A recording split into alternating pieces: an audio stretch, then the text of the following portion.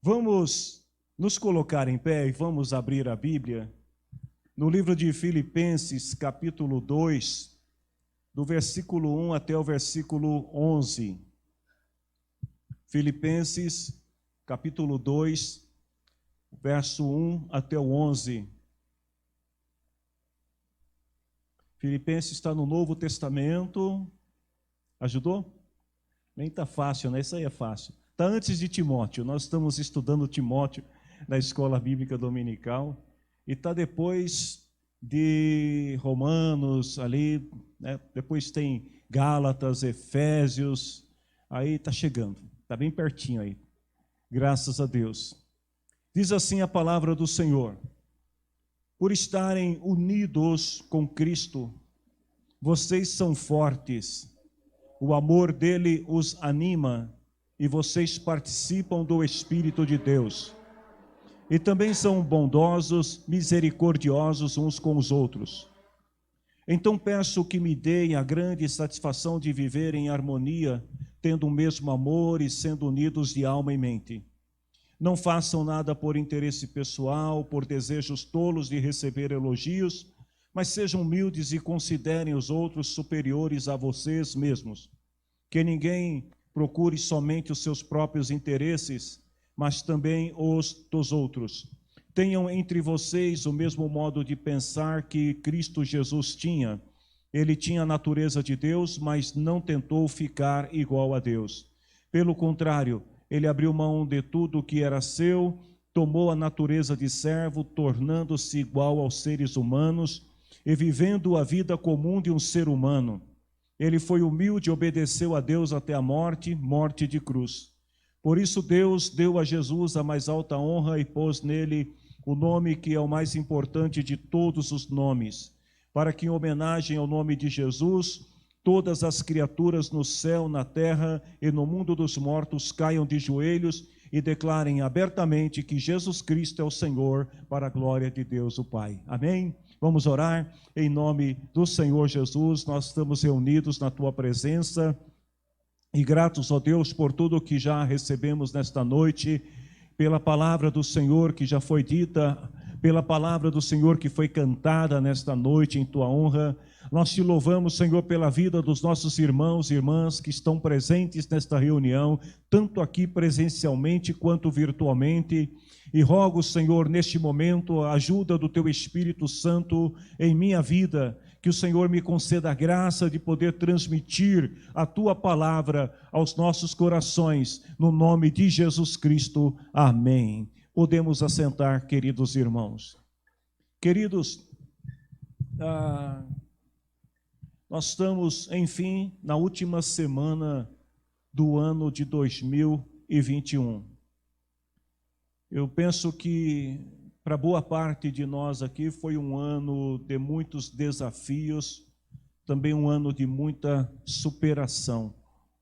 Muitos de nós entramos o ano de 2021 com poucas expectativas positivas em relação a este ano, e pela graça de Deus nós estamos terminando o ano gratos a Deus. Final de ano é época de badalação, festas, e muitas festas. Começa na semana de Natal e vai até a primeira semana depois da virada do ano. Para todo lado que a gente vai, você sente o cheirinho de churrasco nas casas, o som alto, as pessoas falando exacerbadamente. É muita festa. Algumas pessoas mais privilegiadas viajam no final de ano, vão para outros estados ou até mesmo outros países. Aqueles que não podem viajar celebram este período de festa com os amigos e com os familiares. Tem também aqueles que na virada do ano gostam de cumprir certos rituais, né? Você já comprou a sua peça de roupa branca para passar a virada do ano, né? Molhar os pés nas ondas do mar e por aí afora. Esses rituais algumas pessoas acham que vão trazer sorte, mas na verdade não traz sorte coisa alguma, são apenas ritos e nada mais. De um lado, nós temos as pessoas que se alegram, as pessoas que comemoram, mas também existe na outra ponta pessoas que estão lamentando, pessoas que estão chorando as perdas que sofreram durante o ano. Alguns, quando chega nesta época, irmãos, época de Natal e Ano Novo, é uma época onde muitas pessoas sofrem de depressão, muitas pessoas cometem algumas loucuras insanas, porque é um período onde as pessoas começam, né, a olhar um pouco mais para dentro de si, olhar ao seu redor, e aí aqueles que perderam pessoas queridas, parentes, amigos, aqueles que perderam o emprego, e muitas vezes com o desemprego também os sonhos que foram roubados, que foram perdidos, as dívidas que aumentam, tem gente que já está pensando nos compromissos financeiros que virão em 2022 e por isso não sentem paz. Ou seja, nós temos os dois lados, uma multidão que se alegra, que comemora, que celebra, e uma multidão que chora e lamenta. Diante desse cenário, o que eu posso perceber, irmãos, é que tanto um quanto o outro grupo de pessoas, eles ficam emocionalmente e espiritualmente mais suscetíveis ou mais propensos para ouvir falar de Deus. Tanto para reconhecer a bondade de Deus, né, eu já vi, não neste ano, mas eu já vi em anos passados, pessoas totalmente alcoolizadas, dando glória a Deus pelo ano que passou. Aí você fala, será que esse cara sabe o que ele está dizendo? Eu não sei se ele sabe, mas a verdade é que nesse período as pessoas ficam mais propensas ou mais suscetíveis a reconhecer também a bondade de Deus, a saúde, a família, as oportunidades, né? E também, final de ano é uma época da gente rever os nossos planos para o próximo ano. Eu estava orando hoje pela manhã aqui na igreja e dizendo para Deus que eu penso que é muito difícil, né, da gente falar para Deus de virada de ano, quando para Deus não existe virada de ano. Porque o nosso Deus, ele é atemporal. O ano de 21, de 22, o de 19, 18 passou, é tudo a mesma coisa, porque Deus olha, e o salmista fala assim, que Deus vê um dia como se fosse 1000 anos. Então, para ele não há muita diferença em relação ao tempo. Mas para nós, na nossa humanidade, isso significa muito. Então, é um período também de traçar planos e metas, e é exatamente dentro deste espírito, que eu vou chamar de espírito natalino e de Réveillon, que eu quero compartilhar uma palavra com vocês. Esta palavra que nós acabamos de ler, e eu quero começá-la citando uma frase de C.S. Lewis que me chamou muito a atenção, que diz assim, que o Filho de Deus, Jesus Cristo, ele tornou-se homem para permitir que os homens se tornassem filhos de Deus. Vamos pensar um pouquinho sobre isso. Vejam que Jesus, ele renuncia à sua glória, ele abre mão da sua divindade para se tornar um mortal como nós, para ser alguém como nós, com um único propósito, de nos dar a chance de se redimir diante de Deus, para obter o direito nesta vida e na eternidade de ser chamado Filho de Deus. Ou seja, o Filho de Deus que se faz homem para que os homens sejam chamados ou se tornem filhos de Deus. Então Paulo, ele começa no capítulo 2 de Filipenses, falando exatamente sobre isso. E Paulo, ele vai expressar inicialmente aqui na sua carta, o sentimento que ele tem em relação à igreja de Cristo quando ele pensa na obra redentora de Jesus Cristo, na expiação, quando Paulo começa a olhar para a grandeza desta obra, do Deus que se fez homem e habitou entre os homens, para que os homens pudessem ter acesso a Ele e tornar-se filhos dele. Então Paulo, ele começa apresentando alguns desejos que ele tem em relação a esta igreja. E aí eu lanço uma pergunta para cada um de nós. Nós estamos terminando o ano, vamos começar um novo ano. Recentemente nós fizemos uma reunião aqui na igreja, nós traçamos algumas metas para o ano de 2022. Aqueles que estavam na reunião concordaram com essas metas e estão trabalhando por elas. Mas eu gostaria de lançar uma pergunta para vocês. Qual é o teu desejo ou sentimento que você tem em relação à tua igreja para 2022?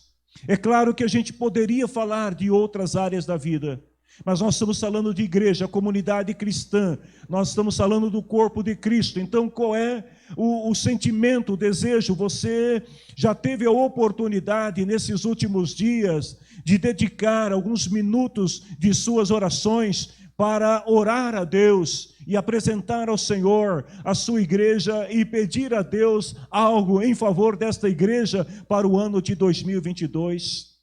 Se você ainda não fez, a oportunidade está aberta. O que é que você deseja? Vejam, queridos, que aquilo que nós desejamos, quando está alinhado à vontade soberana de Deus, pode se tornar realidade. Então, quando nós oramos ao Senhor ou desejamos coisas a respeito da sua igreja, que são coisas positivas, que estão alinhadas à vontade de Deus, certamente essas coisas poderão acontecer. Lá no Salmo 37, versículo 4, o salmista fala assim, que a sua felicidade, que o seu contentamento esteja no Senhor, que você se deleite nas coisas de Deus e Ele dará o que o seu coração deseja. Então eu peço a vocês nesta noite, igreja do Senhor, que vocês tenham bons pensamentos e bons desejos em relação à igreja do Senhor, em relação a esta casa. E como diz o salmista, eu libero esta palavra sobre a tua vida: Deus dará o que o seu coração deseja. Só quem crê aí dá um amém e aplauda o nome do Senhor Jesus. Vejam que Paulo, ele fala sobre a qualidade da igreja de Filipe. A igreja de Filipe era uma igreja que possuía muitas qualidades, boas qualidades. Tanto que Paulo, ele começa, esse capítulo 2, assim, num tom bastante emotivo, Paulo, as suas palavras são como que elas estivessem saltando do seu coração em relação à igreja, e ele começa dizendo assim: por vocês estarem unidos com Cristo. Então Paulo vê na igreja de Filipos uma igreja unida com Cristo. Esse é o primeiro ponto. Segundo Paulo, ele olha para a igreja de Filipe e ele vê também uma igreja espiritualmente forte. Por isso que ele fala assim: por vocês estarem unidos com Cristo, vocês são fortes. E Paulo continua, porque ele vê, além de uma igreja unida e de uma igreja espiritualmente forte, Paulo vê também uma igreja animada pelo amor de Cristo. Ou seja, uma igreja que é movida. Ele fala assim: o amor dele, o amor de Cristo é o que anima vocês. Então é uma igreja apaixonada por Jesus, que tem prazer, que tem alegria em fazer as coisas que glorificam a Cristo. E aí Paulo fala também que ele vê nesta igreja uma igreja cheia do Espírito Santo. É uma igreja diferente da igreja de Corinto, onde os dons espirituais se manifestavam entre os irmãos, onde havia muitas profecias, revelações, curas divinas e etc. Nesta igreja, Paulo não vê essas coisas, mas ele vê uma igreja cheia do Espírito Santo, e ele declara isto, que esta igreja, ela participa também da natureza do Espírito. Em quinto lugar, Paulo vê uma igreja de gente boa, porque ele fala assim: vocês são bondosos. E em sexto lugar, Paulo vê uma igreja misericordiosa. Uma igreja que exerce a compaixão em relação aos seus membros. Ele fala assim: vocês são misericordiosos uns para com os outros. Diante desse cenário que Paulo apresenta, antes de manifestar o seu desejo em relação a esta igreja, nós podemos perceber que a igreja de Filipe é uma boa igreja. É uma igreja que aparentemente é perfeita. É uma igreja onde muitos de nós gostaríamos de congregar, considerando estas qualidades que Paulo fala. Mas, queridos, vejam bem, por melhor que seja a igreja, por mais perfeita que ela seja, seguindo o exemplo da igreja de Filipe, sempre haverá problemas para serem resolvidos. Porque uma igreja, por melhor que ela seja, por mais boas qualidades que ela possua, ela é uma igreja constituída de pessoas. Então, se você observar na história da igreja de Filipe, você vai ver que, embora fosse uma igreja que possuía boas qualidades, mas era uma igreja também onde havia muitas disputas entre os próprios irmãos. Ao mesmo tempo que eles expressavam, manifestavam essas qualidades, que tinha uma igreja que tinha um perfil de excelência, mas também havia entre alguns irmãos um clima de disputa entre eles. Alguns irmãos não suportavam outros. Alguns irmãos, às vezes, exageravam nos comentários em relação às faltas ou aos defeitos dos outros irmãos. E enquanto esta igreja está caminhando com boas qualidades, isto é verdade, mas ela está muito centrada em si, e as pessoas estão disputando entre si um espaço que não deveriam estar sendo disputado. Do lado de fora da igreja de Filipe, as pessoas estavam esperando ansiosamente ouvir as boas novas. Mas os crentes da igreja de Filipe, uma boa parte deles, eles estavam gastando as suas energias para se defender ou para se acusar mutuamente entre os irmãos. Então Paulo, ele percebe isso. Mas antes dele manifestar o desejo em relação à igreja, antes dele apresentar esta questão, esta problemática que havia naquela igreja, Paulo chama a atenção da igreja para as suas qualidades. Então vejam, queridos, que Paulo percebe aqui que a desarmonia que havia entre alguns irmãos, não eram todos, eram alguns, mas essa desarmonia, ela estava atrapalhando o crescimento espiritual daquela igreja. Então Paulo, ao invés de acusar um ou outro irmão de ser o provocador da desarmonia, do desalinhamento dentro daquela congregação, Paulo prefere expressar o seu amor por aqueles irmãos. E Paulo, ele se coloca ali numa posição de pai, de líder espiritual daqueles irmãos, disposto a ajudá-los a enfrentar aquela situação. E Paulo começa dando 3 conselhos para os irmãos. Primeiro, ele fala o seguinte: vocês precisam viver em harmonia. Ele fala assim: peço que me deem a grande satisfação de viver em harmonia, tendo um mesmo amor e sendo unidos de alma e mente. Ou seja, o amor que Paulo está falando aqui é um amor totalmente espiritual. O que Paulo está levantando aqui, queridos irmãos, não tem nada a ver com as diferenças ideológicas, filosóficas, sociológicas, que é natural dentro de uma comunidade de pessoas. Mas Paulo está falando aqui de uma unidade espiritual. E ele chama a atenção desses irmãos para que esta unidade que ele deseja sobre a igreja seja uma unidade baseada no amor. no amor que vai refletir-se através da maneira como aqueles irmãos pensavam e na maneira como aqueles irmãos sentiam. Ou seja, o que Paulo está querendo dizer aqui para esses irmãos é o seguinte: olha, vamos deixar de lado todas as divergências que há entre nós e vamos focar na unidade espiritual que se fundamenta, que se baseia no amor. E esse pensar, né, ou essa unidade espiritual, ela precisa estar tanto na mente quanto no coração. Salmo 133, quão bom e agradável é que os irmãos vivam unidos como se fossem irmãos. Sejam humildes, é o segundo conselho que Paulo dá para aqueles irmãos. Ele fala assim: não façam nada por interesse pessoal, não façam nada por desejos tolos de receber elogios, mas sejam humildes e considerem os outros superiores a si mesmo. O que Paulo está dizendo aqui é que não há como obter esta unidade espiritual sem a presença da humildade.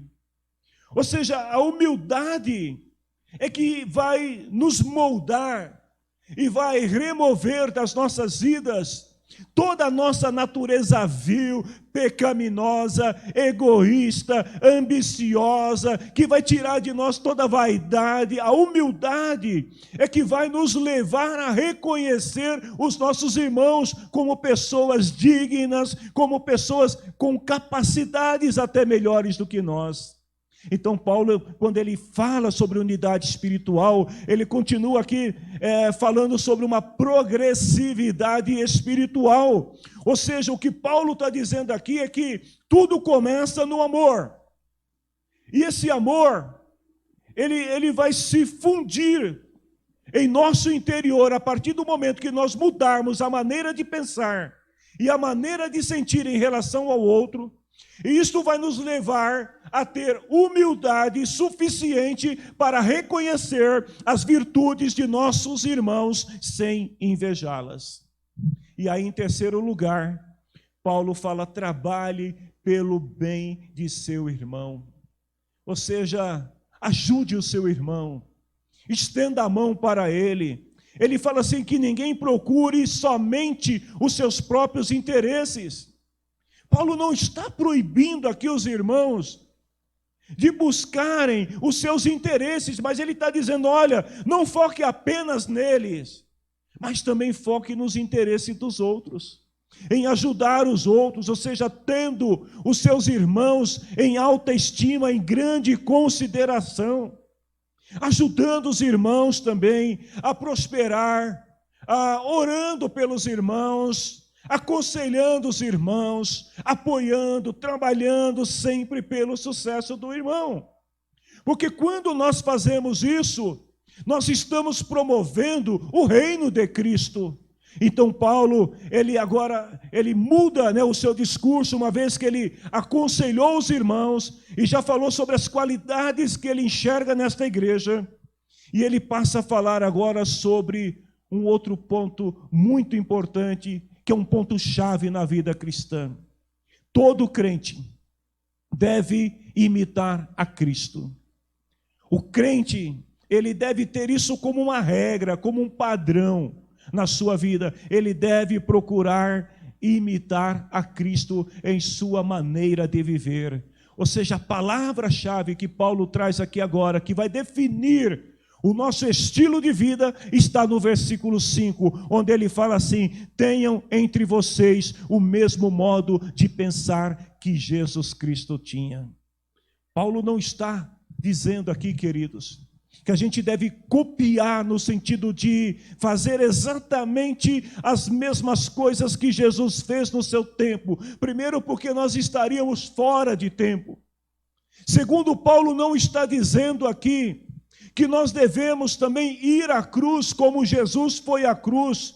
Nós não precisamos morrer vicariamente, sacrificialmente pelas pessoas como Jesus morreu.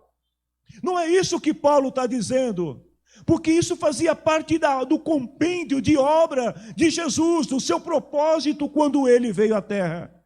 Mas o que Paulo está querendo dizer aqui é que nós devemos, debaixo da graça de Deus, imitar o mesmo Espírito, a mesma natureza que fluiu através de Jesus, de seus ensinamentos, de seu modo de vida. Ou seja, a motivação de Jesus em relação à sua obra. O que movia Jesus? Jesus tinha propósito, irmão.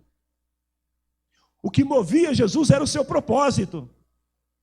Ele sabia que ele veio ao mundo, que ele se tornou humano como nós, para cumprir um propósito. Sabe o que vai fazer a diferença na vida de cada um de nós, que vai nos motivar em relação ao novo ano que está começando? É o propósito. Qual é o propósito que você tem estabelecido para a sua vida no ano de 2022? Jesus tinha um propósito. E ele sabia quem ele era. E Paulo fala exatamente sobre isso.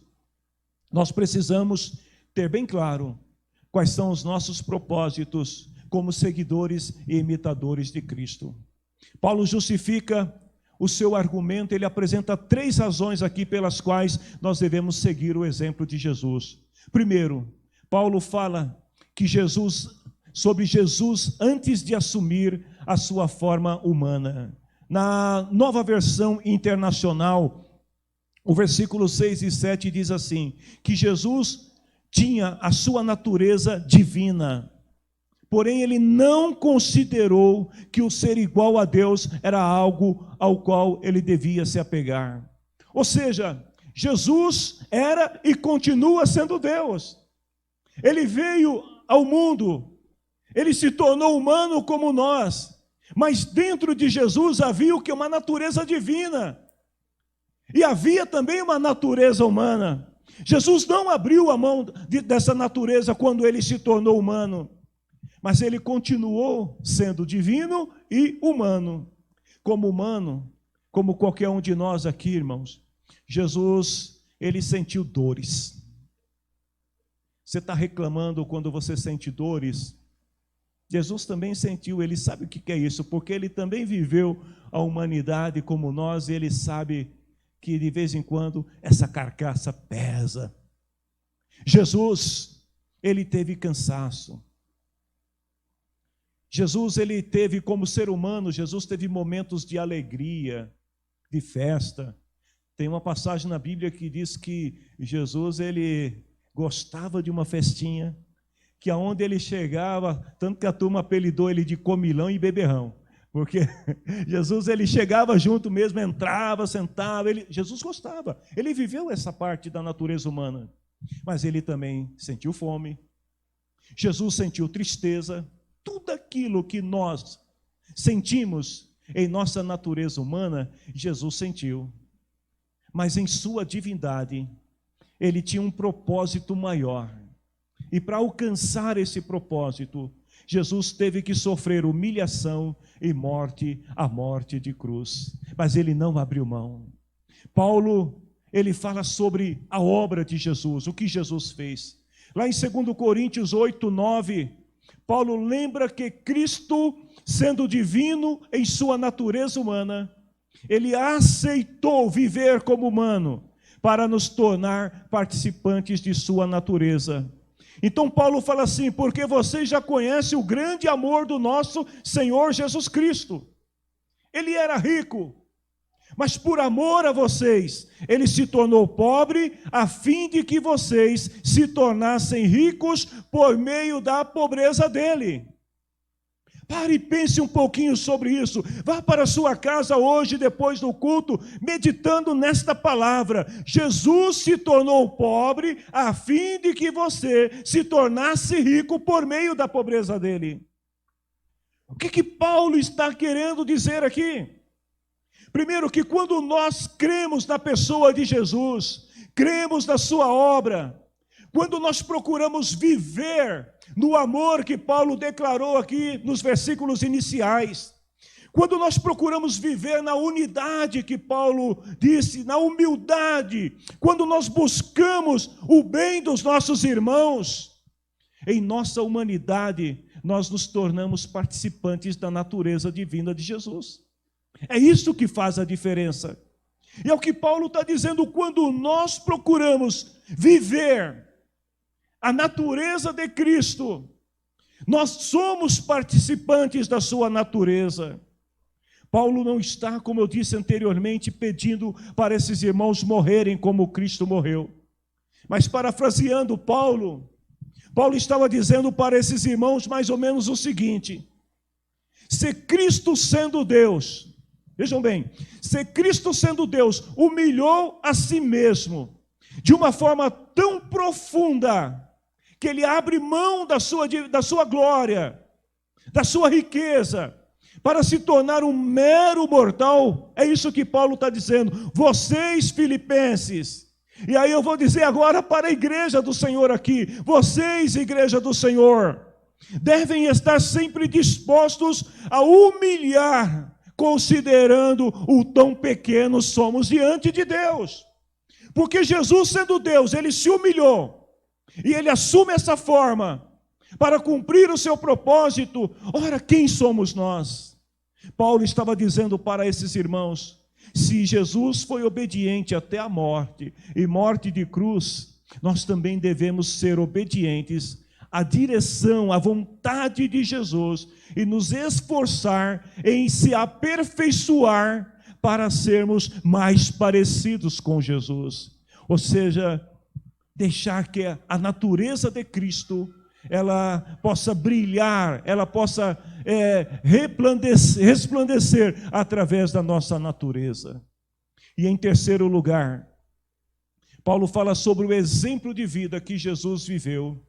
E ele deixa bem claro aqui que este exemplo de vida de Jesus lhe conferiu a mais alta honra entre todos os seres vivos. Paulo fala assim: Deus deu a Jesus a mais alta honra e pôs nele o nome que é mais importante de todos os nomes. Por que o nome de Jesus é tão importante?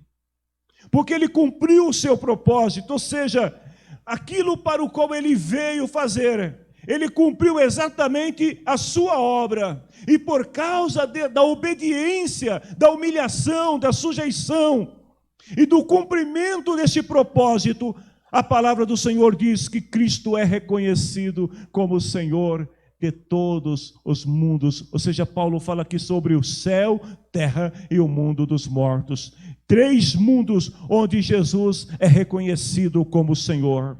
Queridos, Paulo estava lembrando esses irmãos aqui, que através da obra de Jesus, ele garantiu o maior prêmio que alguém poderia receber. E é também através do exemplo de Cristo, seguindo o seu exemplo, imitando o exemplo de Cristo, que nós também vamos alcançar o maior prêmio que todos desejam, a salvação eterna de suas almas. Que eu vou terminar já a mensagem, eu vejo que os irmãos estão cansados, muita gente se levantando do lugar, para lá e para cá. Então vamos terminar a mensagem. Que durante as festas desse final de ano, nós possamos ser imitadores de Jesus.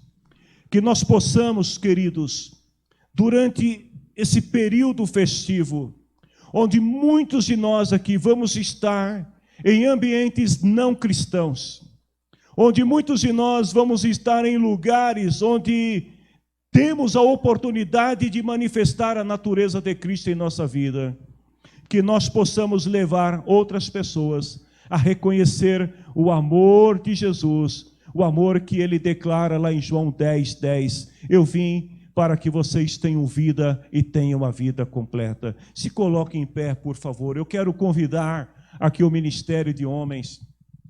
Nós tivemos ao longo deste ano, em nossas reuniões de oração, um hino que marcou muito aqui os momentos em que nós estivemos orando. E hoje pela manhã, quando eu estava aqui na reunião de oração, aí o Ale falou assim: pastor, esse hino aí pegou, né? Você gosta desse hino? Eu falei: virou o hino tema-chave das reuniões de oração. E eu gostaria de cantar esse hino com a igreja, porque imitar a natureza de Jesus. Ser como Jesus é viver com Jesus cada dia, todo dia. Que nós possamos, então, viver com Jesus todos os dias. Que Ele seja verdadeiramente a razão da nossa vida, porque sem Jesus nós não somos nada.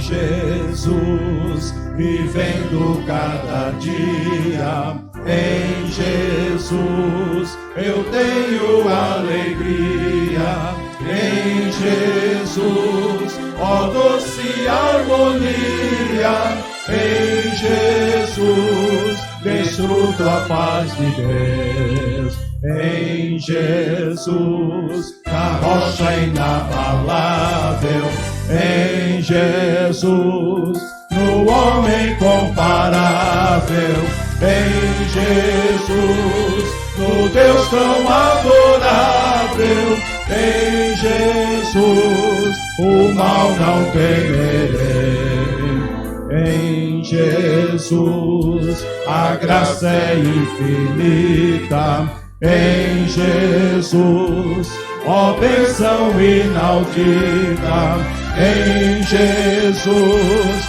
minha alma é bendita, em Jesus, eu tenho salvação, em Jesus, não temo mal e a morte, em Jesus, estou firmado e forte, em Jesus, meu barco rumo ao norte, em Jesus, eu sempre hei de vencer.